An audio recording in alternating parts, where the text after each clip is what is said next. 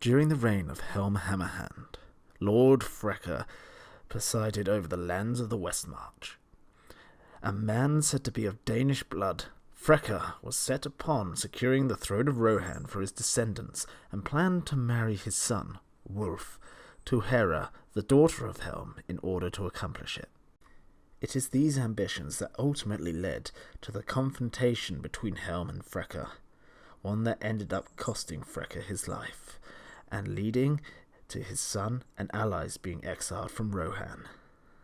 It is these perceived injustices and a desire for vengeance that led Wulf to raise an army in secret, one made up of his father's allies and those who shared the same blood that was said to run in his veins.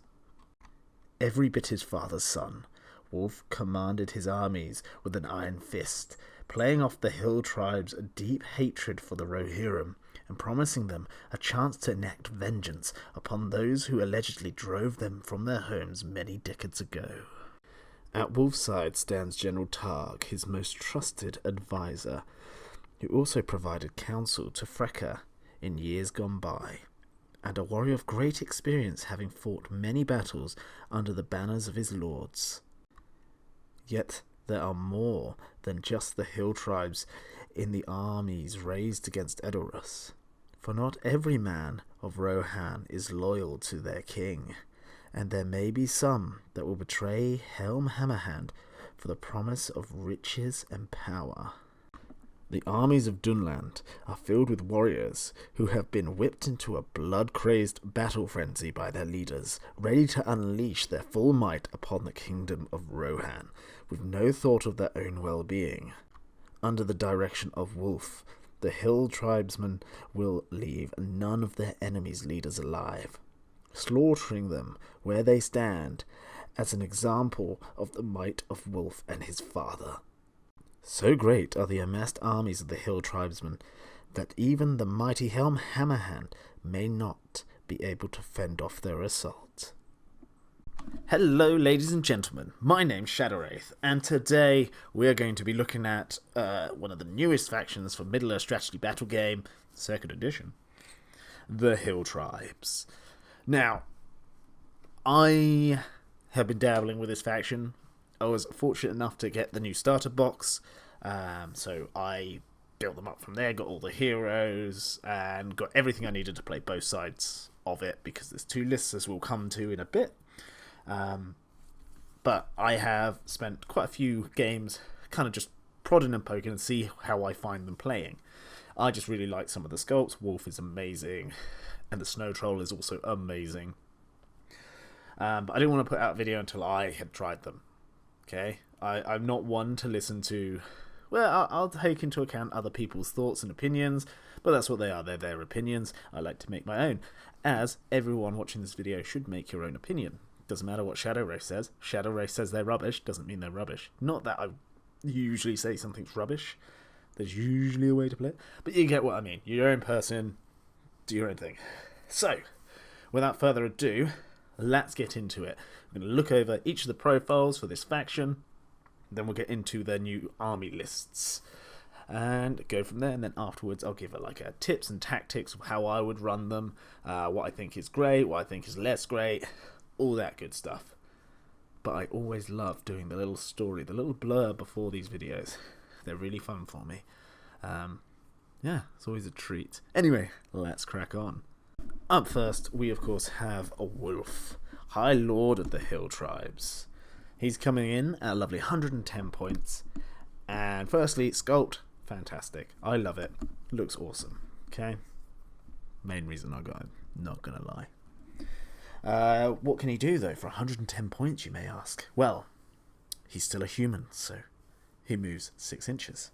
He's fight value 6, which is not bad. Okay? Not bad. It's pretty good. Shoot value 3+, not that we care about shooting. We've got a strength value of 4, defense of 5, which is a bit 3 attacks, awesome. 3 wounds, awesome. Courage 5, intelligence 5, both awesome. I quite like that. Not elf awesome, but awesome enough for some random, well, not some random, a Humie. He's got 3 might, 3 will, 2 fate. Yeah, very nice. Very nice in this edition. I think he's done good work for me so far in my games, so I'm quite happy. He is, of course, a man. He's from Dunland. He's a hero infantry unique on a 25mm base, in case you forget. He comes with armor and a hand weapon. He has heroic challenge, strength, and strike. Heroic challenge is really cool in this edition. It's a +1 attack, +1 to wound, I believe, against your challenge target, but they get it against you as well. So, yeah, it's pretty good. Much better than what it was. And you still get the point of might for killing them, stuff like that. Yeah, strike, always good. And strike is quite rare in this army, so it's good that he has it. He can have a horse for 20 points. Horses, across the board, have gone up in points in these books, which is good, I think. 10 points for a horse on something like Elendil was insane. The amount of extra power it gave him. So, I get why they've gone up. And it kind of makes the Felbeast feel a bit more palatable. Anyway, I digress to ring raise. We don't want that. Special rules. General Hunter.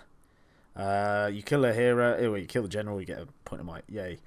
He has Hatred Rohan, of course. And then he's got his own special rule, the Usurper King, which is an active ability. If Wolf is engaged in combat with an enemy hero, he must re-roll a single d6 during the duel roll. Well, he may, sorry, he doesn't have to. Additionally, Wolf must re-roll to wound rolls of natural ones when making strikes against enemy heroes. You can see what he wants to do. He wants to charge and cut the head off the leader and have a party with it. That is all this guy wants to do. Awesome. Very good. I like Wolf. Plus, oh, look at this bad boy. Look at him, he's so gorgeous.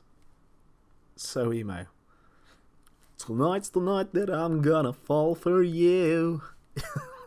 Now we have Freka, Lord of the West March. He has 80 points. Okay? 80 points. Not too bad. Not too bad at all. Quite a cheap hero as well.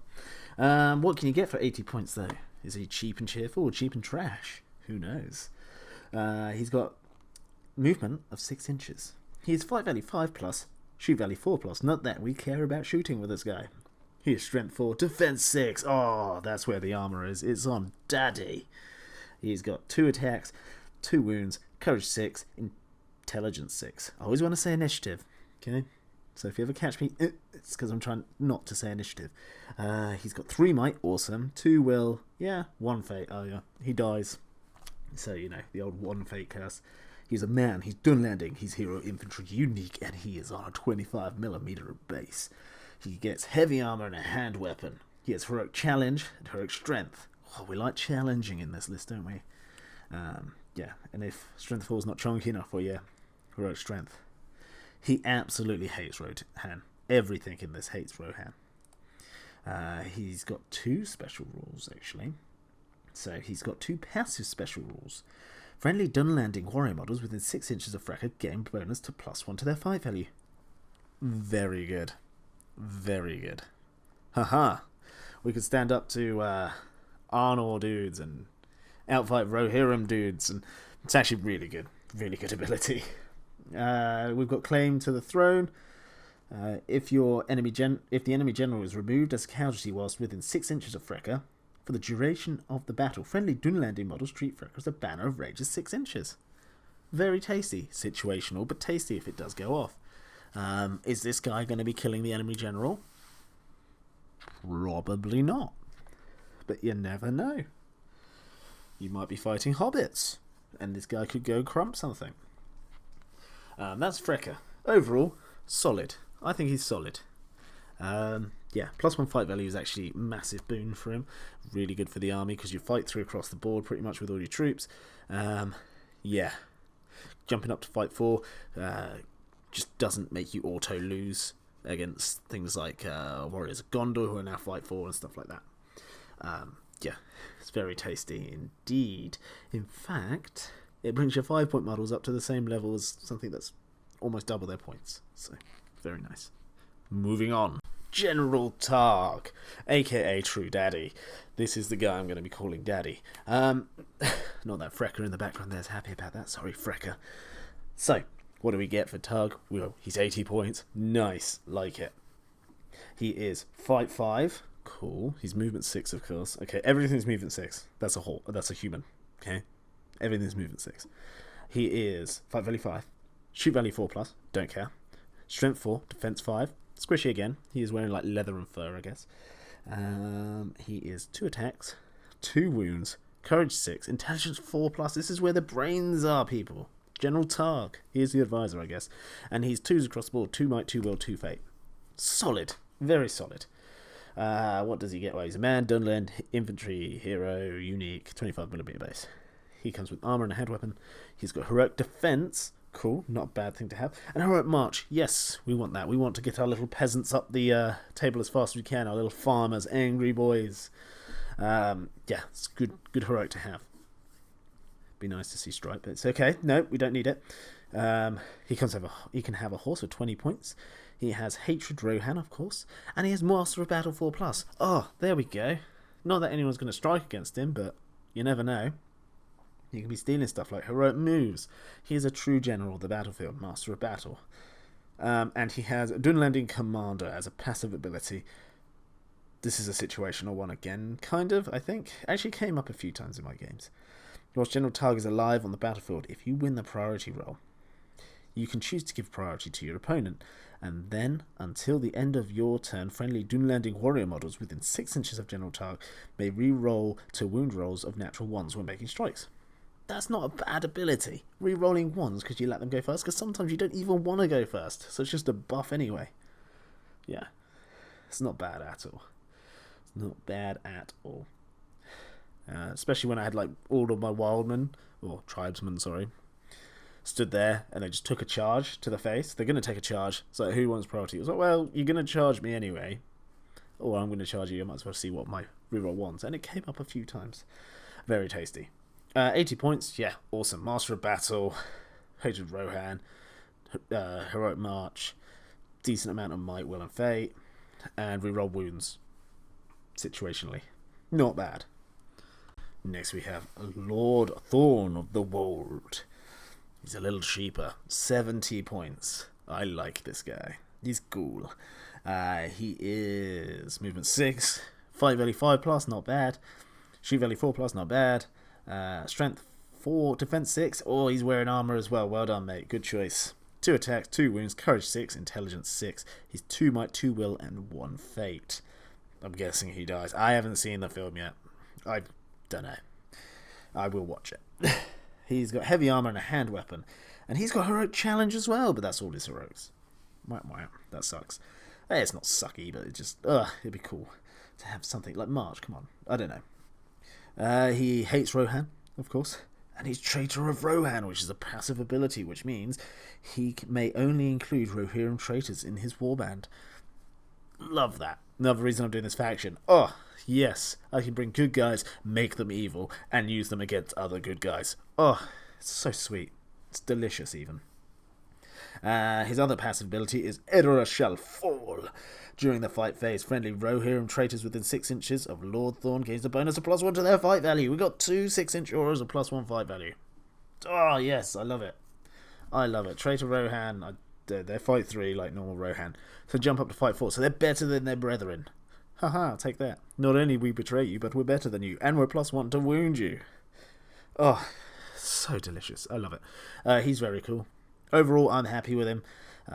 He'll actually bring quite a big thing to your army, which I'll talk about later. But really cool, really cool. Okay, not the best model I could find, not going to lie to you. I just kind of grabbed a Wildman. But we're going to use this model for the Chieftain, because it looks the same. Just put him on a tactical rock.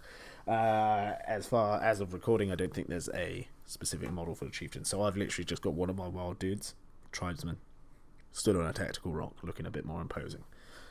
Yeah, very nice. He is 40 points, and he is a captain, basically. He's movement 6, fight value 4, strength 4+, shoot value 4+, sorry, defense 4, squishy, 2 attacks, 2 wounds, courage 6, intelligence 7, he's 2 might, 1 will, 1 fate, man, Dunland, infantry, hero, yada yada yada. Oh, yeah, by the way, Lord Thorn, yeah, he's not Dunlanding, he's Rohirrim, he's Rohan. Very important later. Okay, what does this bad boy give you? He brings you Heroic March. Get your boys up the table quicker. You can give him a light shield for 5 points, 2-handed weapon for 5 points. And he hates Rohan. There you go. He's a captain that hates Rohan. 40 points, they're not bad. Then we've got the Hill Tribesmen. This is the backbone of your force. So you've got, they're 5 points each. Delicious, love it. Cheap and cheerful. They're movement 6, fight value 3+, shoot value 4+, awesome. Strength 3, defense 3, less awesome. 1 attack, 1 wound, courage 7, and intelligence 8. Courage 7 is nothing too bad, because 7 is the average, so yeah. When it starts getting to 8, I start to get worried, but like cheap chat infantry, courage 7, awesome, love it. They are man, Dunlad, warrior infantry, 25mm base, and they come with hand weapons. You can give them, however, if you like them a little bit more, a light shield and a flaming brand for 2 points, a bow for 1 point, a flaming brand for 1 point, a light shield for 1 point, a spear for 1 point, or 2-handed weapon for 1 point. What does the flaming brand do, you may ask? Well, it causes terror against cavalry and beast models. So they take a courage test if they try and charge you because you're waving fire in their face. But additionally, if that wasn't good enough, you count as 2 models when in range of an objective marker. Awesome, love it. Cheap troops that count as 2 models. Amazing. I love that. Okay, and their special rule, of course, is Hatred Rohan. What's good about these guys? They're cheap, good shoot value. So I'm almost tempted to say take max bows you can. So you full 33% because they're 6 points and they're hitting on 4s. It's yeah, sure, take as many as you can. And at the end of the day, they can still fight just as good as anyone else. They're still a wildman. The other thing I will say, flaming brands. I haven't decided if they're good to be put on everyone, but I've put them on half of my models at least, just half, and it's worked really well for me so far. But yeah, if you've got points left over, just go flaming brands, and then of course spears is the other option I'd go for. Okay, so flaming brands, spears, or bows. Definitely bows, and definitely some spears. You won't be poking over the shoulder. You want at least half the amount of bows to cover the amount, half the amount of spears to cover the amount of fighting men you've got at the front without spears, if that makes sense. So if I've got 30 of them that have flaming brands, for example, I want at least 15 spears to back them up, at least. Or to go, bang on half and half spears, half fighting front force. That's what I tend to go with. I prefer it that way. But I do at least go half. Max out on the bows. Do not bring a light shield. I'm sorry, do not. It is not worth 1 point. No way. No way in a million years is it worth 1 point. Light shields, in case you don't know what they do, give you 0 to your defense. The only thing it does is let you shield in combat. And you might be like, oh yeah, that could be good. Yeah, mate, you are the Horde faction. Don't worry about it. Don't worry about it, okay? I do not need to leave that guy alive. It's fine. He's got like 10 other mates with him. Not worth it. For 1 point, if I give everyone shields, okay, I could have brought like 5 more of these dudes. Would have made up for that guy who'd probably lose the dual roll anyway. Yeah, so it's not worth it, in my opinion. But yeah, overall, solid enough. They're just squishy as hell, so go careful. And here we have the Rohirrim Traitor. I love the Rohirrim Traitors. They're really cool. I'd paint them similar to like Wold's kind of like crest or whatever it is kind of way is looking like. The white and red just looks amazing in my opinion, but you can paint them however you want. Okay, however you want. Screw the Rohan colors. They ain't Rohan no whore. They are traitors. Death to the false emperor. I mean, screw Helm Hammerhand. They are 6 points, so only 1 point more. They are movement 6, fight value 3, shoot value 4+, strength 3, defense 4, 1 attack, 1 wound, courage 7, intelligence 6. Okay, they are man, they are Rohan, they are warrior, they are infantry, 25mm base. They come with armor and a hand weapon, and they must have one of the following options listed. Okay, so you can't just take them with a hand weapon. It says must. Yeah, so they're not really 6 points, are they? Whilst the tribesmen are optional, you can just run a bunch of naked dudes for 5 points. So you can have a warhorn, shield, and throwing spears for 28 points on top of that. You can bring a banner, there you go. Okay, we'll talk about that in a minute, for 25 points. You can bring shield and throwing spears for 3 points. You can bring a bow for 1 point. You can bring shield for 1 point. Cool. biggest thing about having these dudes is they also hate Rohan. We'll talk about that in a sec. Their spear mastery is really good. So long as you didn't use your throwing spear in the movement phase and the shooting phase, you can use it as a normal spear to support models in the fight phase. Awesome. Very cool. I'm glad that became a thing. It was so dumb before when Rohan's like, hey, got these big spears on their models. It's like, yeah, you can't poke over that dude's shoulder. That's a throwing spear. Alright, sound. No worries. Need dramas. Yeah, these guys are awesome. Mainly because they give you a bit of armor. Okay. They also let you bring a banner, because there's no other way to bring a banner in this force. And banners, there's loads of scenarios that require you to have a banner to get VPs. Banners are just good in general. Yeah, this is the only way to use a banner. I'm a bit cheeky. I use the Dune Landing model, the bannerman from that, because I don't like just using a Rohan banner. But hey, each their own. Yeah, that's the main thing. How would I run these? Still playing around with them. I really like the shields and throwing spears because they're Rohan.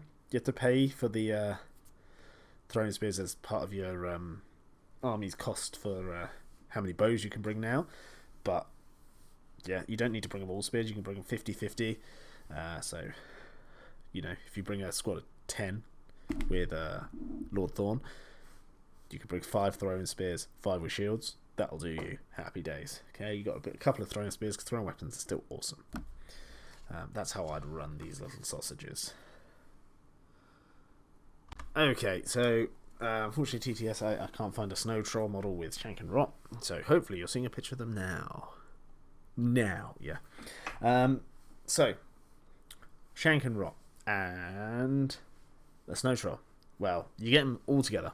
You can't take one or two of them. You take all 3. Okay, all for 150 points. Okay, not bad.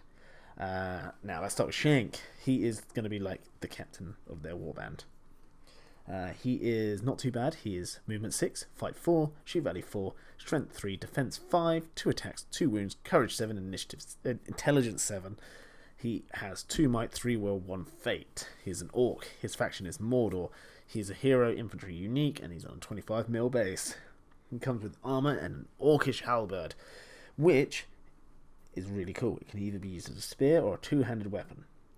Additionally, Shank may reroll fail to wound rolls when making strikes against trapped models. That's not bad. Rerolling the wounds with a strength 4, potentially +1 to wound weapon is very tasty. He comes with heroic strike. Huzzah! Shame he's fight 4, but huzzah! That's not bad, actually. So there's another way of getting strike. Literally 2 ways of getting strike in this list. You have to bring Shank. He's got a special rule. And this goes for Shank and Rot. They both have the same rule.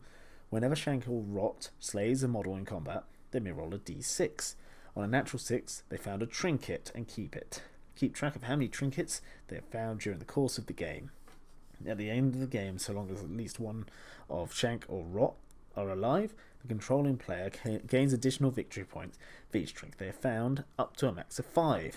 This may never take the controlling player's total number of victory points above 20. There you go. His other special rule is Cool the Beast. Shank may spend a will point at the start of his activation to use this ability. If he does, then if a snow troll is within 6 inches of Shank and not engaged in combat, then it must charge during its activation if possible, and until the end of the turn it gains Fearless and reroll failed wound rolls when making strikes. That's quite tasty, actually, and it did come up. Used it, had the snow troll charge Theoden, and his reroll to wounds kind of sealed the deal for old Theoden boy. Then we got his boy, Rot. Move 6 inches. Fight value 4+, shoot value 5+. Don't worry, not shooting anything. His strength 4, defense 5, 3 attacks, 2 wounds, courage 6, intelligence 9. This guy ain't thinking. His model's literally scratching his head. He's confused. He don't know where he is. He's got 1 might, 1 will, 1 fate. He's an orc, Mordor, infantry, hero, unique, 25mm base. He comes with armor and a hand weapon. He has heroic strength. Okay, he comes with the loot the bodies active ability, and he's also got another active ability, which is Tasty Fingers. Whenever he slays an enemy model in combat, he may roll a d6. On a 4+, he immediately regains a wound or fate point spent earlier in the battle. Cool, this guy likes eating fingers. So not only does he just, loot your body, he then loots your finger in his mouth. Delicious. And that gives him regeneration. Very tasty. Literally. Then we have the Snow Troll. This is the big daddy. This is where you're bringing him. So, movement 6. Fight value 6. Nice. Highest fight value you can bring in this faction. He's shoot value 4+. He's strength 6, defense 7, 3 attacks, 3 wounds, courage 5, intelligence 8. Very not a bad stat line, actually. He's a troll, he's Mordor, warrior infantry monster, 50mm base. He comes with claws, aka hand weapon. He is dominant 3, mountain dweller, and has terror, of course. And he has his own active ability, which is called Horn Charge. During a turn in which the Snow Troll charges, it gains a bonus of +1 attack and +1 fight value until the end of the turn. Oh, that is such a good rule. Oh, that is such a good rule. Brings him up to fight 7. Oh, 4 attacks. That's so delicious. Combine that with Shank and his ability. He's fight 7 with 4 attacks, re-rolling his failed wounds, and fearless. This troll is coming in hot. I love it. I think they're really cool. It's a big purchase, 150 points, but you're getting 2 heroes and a troll. Like, they did me good. They did me real good last game I played. Yeah, the troll was just absolutely causing havoc. So, I think it's worth it. I need to play with the troll a bit more. I've only had 1 game with him, I'll be honest with you. But he did loads in that game. Yeah, and that's all the models apart from the 𝐃𝐢𝐬𝐜𝐿. 𝐃𝐢𝐬𝐜𝐿. Ah, Lord Thorn, what are you doing? No one saw anything, right? That's right. Good. Didn't think so. Otherwise, I'll send Rot over and he'll eat your finger. So, 𝐃𝐢𝐬𝐜𝐿, 20 points. Okay. I need to buy some of these, I'll be honest with you. They are movement 12. They are fight value 2. They are shoot value 6+. They're strength 2, defense 3, 2 attacks, 4 wounds. Nice. I like that. Courage 8+, and intelligence 7+. 20 points, that's not bad. If anything, they can just block heroic combats because they have too many wounds to be cut down by 3 attack models. I love it. Unless there's a special room for swarms, I don't know. Beaks and claws, hand weapons they come with. They are bird, they are Dunland, they are warrior, they are infantry. Wait. Oh, we can make them. Can we make them fight 3? We might be able to make them fight 3. Not that you care about fight 3, but there you go. They have the special rule fly. Keen sight. Enemy models within 12 inches of this model gain no benefit from the stalk unseen special rule. So remember all those bows I told you to bring? Well, you got this guy to stop people being sneaky. Cloud of birds. Shooting attacks that target the 𝐃𝐢𝐬𝐜𝐿 will only ever hit on a natural 6. That's very nice. That's actually really good. So, not only are they 4 wounds, they grab your objectives and stuff like that with a high move. They can do everything a normal thing can do. Apart from because they're a swarm, they can't be trapped and they can't be prone. So even if a cavalry charges them, I guess they still get the +1 attack, so it could hurt them, but you don't knock them over. Very solid unit. That's why they cost 20 points, which is 4 Dune landing wild dudes, chief tribesmen. Meh. I'll pay it. Bring 1 or 2 at least, I'd say. I need to get 2. I think they comes in pack of 2. Just get yourself a pack. You'll be fine. You'll be loving life. Yeah, and that's all the units. Let's look at the army lists. Here we have Usurpers of Edoras. Now, to get into it, this is my most used one out of the 2, but we'll go over it and we'll see. So, the heroes we can bring. The Hero of Valor we can bring is Freka, Lord of the West March for 80 points. Wolf, High Lord of the Hill Tribes for 110 points, but you can give him a horse for 20 points. General Targ is a Hero of Fortitude in this list for 80 points. Again, you can bring him a horse for 20. And then Lord Thorn of the Wold for 70 points. You can, of course, bring a Hill Tribes Chieftain for 40 points. 5 points if he wants a shield. 5 points if he wants a 2-handed weapon. We can bring Hill Tribesmen, 5 points per. They can bring all the things I said before. So light shield, flaming brand for 2 points. Bow, flaming brand, light shield, spear, 2-handed weapon, all for 1 point. I forgot to mention, you want to sprinkle a couple of 2-handed weapons in there, I would say, just to give yourself the +1 to wound if you really want. Especially if you're going to be using this list, because you can get +1 to wound from this list, but the other one is easier to get +1 to wound, so you probably don't need it as much. Yeah, and then you can bring 𝐾𝐜𝐬, of course, and Rohirrim Traitors. So 𝐾𝐜𝐬 are 20 points, Rohirrim Traitors are 6 points, and you can bring all the stuff I said earlier for them. Yeah, very nice. Additional rules, if you include Freckr, which I would say bring Freckr, he's 80 points for +1 fight value aura, and a potential 6-inch banner. Yeah, he's got to be your general, and Rohirrim Traitors can only be included in Lord Thorn's warband, of course, makes sense. Okay, did I mention, yeah, he's a hero of fortitude as a chieftain, yep. So, special rules, whipped into a frenzy. Whenever Hill Tribesman or Hill Tribes Chieftain suffers a wound or a D6 on a natural 6, the wound is ignored. So you get a feel no pain, which is really handy for a defense 3 model, or defense 4 for the Chieftain. It came up a few times, pretty clutch, it was quite nice. And having that dude survive is just massive. When someone's wasted a 9-point model trying to kill a 5-point model and then fails to kill the 5-point model, and then that 5-point model could come back and kill him in return, or unalive, should I say, YouTube. Unalive, no, screw you, I ain't saying that. Ooh. Anyway, sorry, I almost threw up in my mouth then. I'm joking. Next rule, barbarous killers. So, friendly Dunland models gain a bonus +1 to wound when making strikes against enemy heroes. Love it. Dunland models. So all the heroes, delicious. Okay, love it. Okay, so hero challenge someone with Wolf, right? Okay, Wolf, my boy. Okay, you're rerolling a dual roll.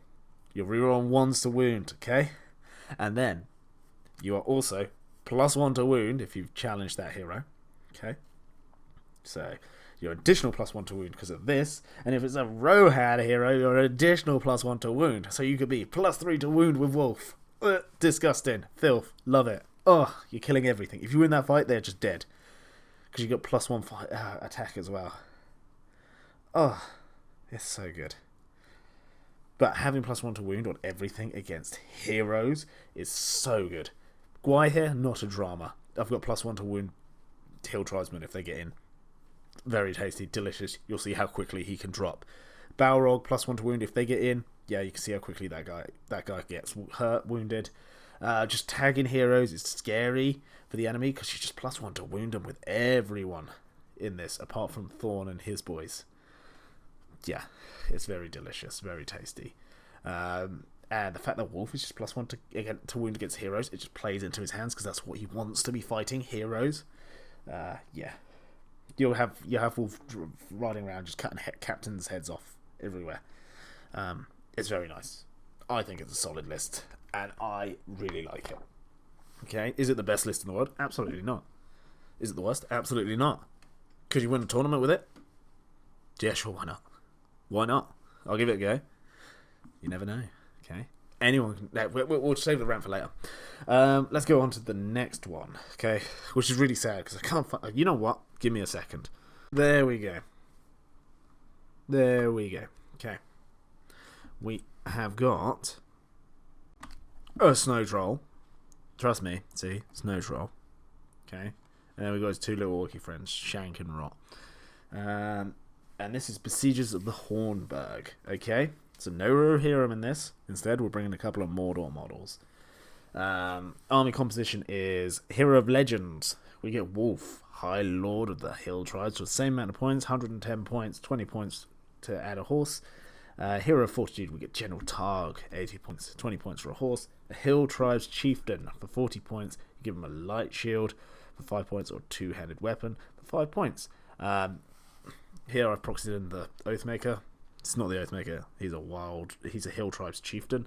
The other option you could use if you really want is maybe the Dunlandin Chieftain with the 2-handed weapon. If you really want it, he looks a bit too armoured to be defense 4, but it could be made out of leather flaps, who knows. You can of course bring the minor heroes, which is Shank and Rot, the Orc Scavengers, for 150 points with their little pet Snow Troll. And then Warriors, Hill Tribesmen, all the same options, and you can still bring 𝐾𝐜𝐬𝐿. All the other heroes are Hero of Fortitude, apart from the 2 minor heroes. Not bad. Besiegers of the Hornburg additional rules. You must include Wolf, who's always the army's general. Fair enough. Why wouldn't you bring him? Wolf's Revenge. Whenever Wolf moves, he must always charge an enemy model if possible. Additionally, once per game, Wolf may declare a heroic challenge for free, though this heroic challenge must target the enemy general. Wolf may still do this even if the enemy general is a low heroic tier. Nice. That's not bad. That's not bad, okay? Unless you're playing against elves and their general is 𝐃𝐜𝐬𝐜𝐿. You don't want that. You don't want none of that, mate. What are you doing? Why are you challenging him? But yeah, there you go. Promise of Wealth. Friendly Dunlendi models within range of an objective marker gain a bonus +1 to wound or making strikes. Oh, so good. It's so good, but also situational, because if you don't have objectives on the table, the biggest powerhouse of this list just does not work. Okay? And then Shank and Rot. Basically, you can't call friendly mortal models cannot benefit from heroic actions or stand fast of friendly Dunlendi models, and vice versa.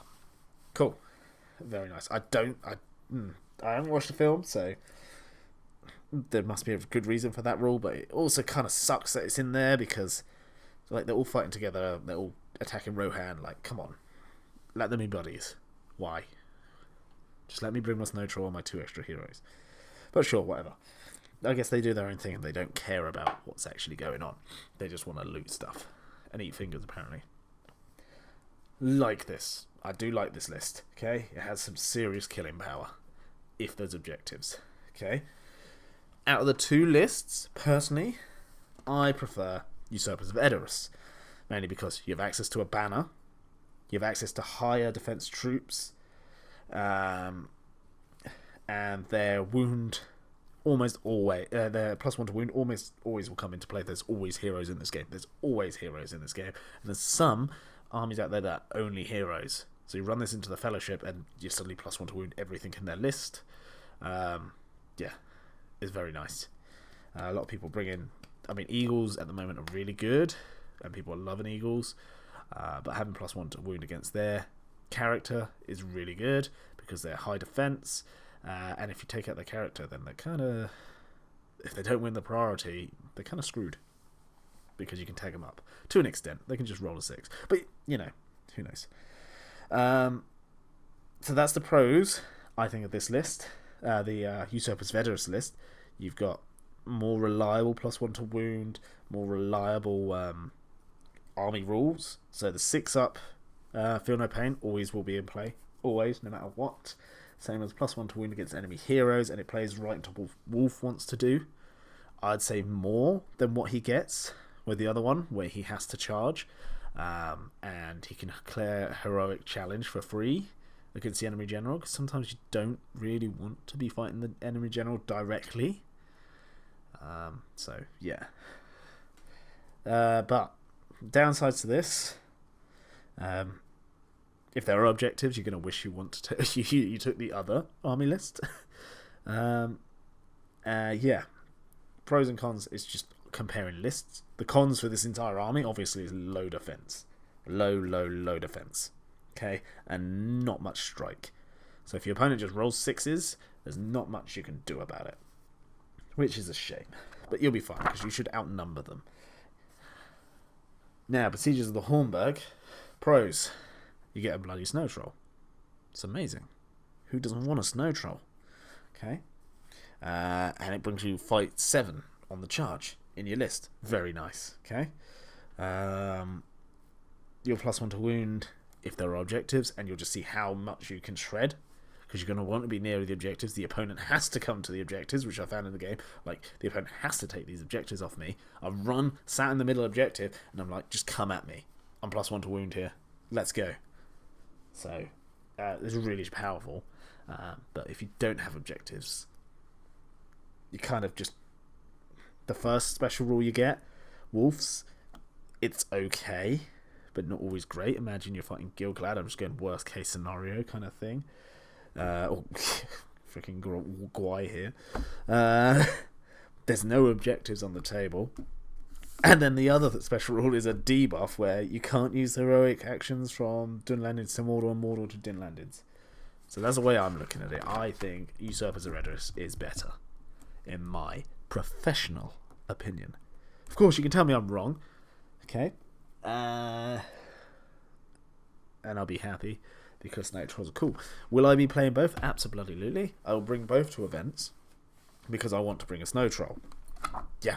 If you're not playing this game for the coolness, there's something going wrong, okay? It's Lord of the Rings. The models are cool. It's a cool game. It's a good system. Play it to be cool. If we're going fully competitive, am I bringing this? Nah, it's not the most competitive army. It's not, okay? It's high in numbers. It's quite competitive, I think. I think it can be. It needs to play around with it more. But that's with everything in this new edition. At the moment, we're seeing things that like, these are really competitive. These are the best. This is the meta. Realistically, though, it's not too different from the previous edition, but it is different enough. All the profiles have changed slightly. Okay? All the army lists have changed slightly. We're still early days to finding out what the most competitive thing is. Eagles at the moment are doing really good in my area. I don't know about everywhere else. But then again, that was a 400-point tournament, and everyone's running really low tournaments so everyone can find their feet. So Eagles might be really good at 400 points. I bring my ring rays, which I love, and we'll talk about ring rays in the next video. Okay, and suddenly Eagles might not be as potent. Okay, or you never know. Who knows? I know a few of the mortal lists are doing really well. Yeah, it's anyone's game at this point. It's anyone's game at this point. We're still messing about with what's good, what's not good, and people always find a way to best play factions. Like, this is a brand new faction. No one's really been playing it that long. Okay, so we'll find out. But that should give you hope. If you've done new army, or just getting into the game now, and you've picked a faction, you don't know if it's good or strong or rubbish or anything. It's not really that in this game. This game is a lot more how good you are at the game than how amazing your army is. It's just the way the game's written. Of course, there's always armies that are slightly stronger, a bit better than other armies, of course, but you can outplay them. You can still outplay those players. Okay, everyone looks everything, like a vacuum where you've got the exact same player skill. You're basically two clones fighting each other, and you've got two separate armies. Who's going to win at that? Oh, well, they'll win against them. It's never like that. There's always someone who's really good with their own. And if you just nail down on your faction that you picked, say you picked Isengard, and you want to play, I don't know, Wolves of Isengard, for example. Okay? Doesn't matter if they're good, if they're rubbish, compared to whatever people say. If you play Wolves of Isengard to death, and you know them inside and out, you've got a bunch of games under your belt, you'll beat someone who's playing the meta faction, because you know your faction. Okay? You'll know your faction inside out. You know how they play. You know exactly how to adapt to every scenario. So that's my biggest advice for anyone getting into Middle-earth. Just pick your faction and play it. Just keep playing it. You're going to lose. If you lose 10 times in a row, it doesn't matter, because you've learned. Why did I lose then? Oh, well, they're higher fight than me. They beat me. No. They beat you, not because they're higher fight, it's because you're fighting them one-on-one. That's not how you want to be fighting those guys. You want to try and get them in a situation where you've got 3 of yours models and 1 of theirs, or you get your monster in them, or stuff like that. Does that make sense? I hope it makes sense. But let me know in the comment section down below if anyone started this game brand new. I'm always happy to help in the comments, or if you haven't decided on a faction you want to play. I mean, I'm just going to tell you, pick whatever you think is coolest. Just do that, okay?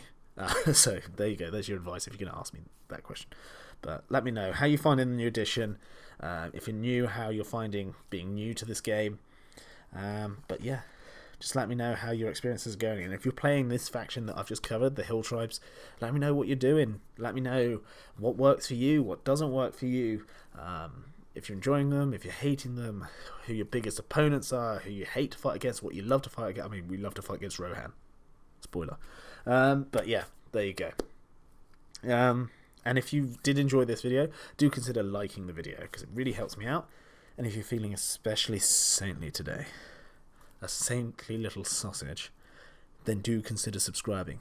But even if you don't do either of those things, I promise I won't send rot round to eat your fingers. And I hope you have an absolutely fantastic day. I will see you in the next video. Goodbye.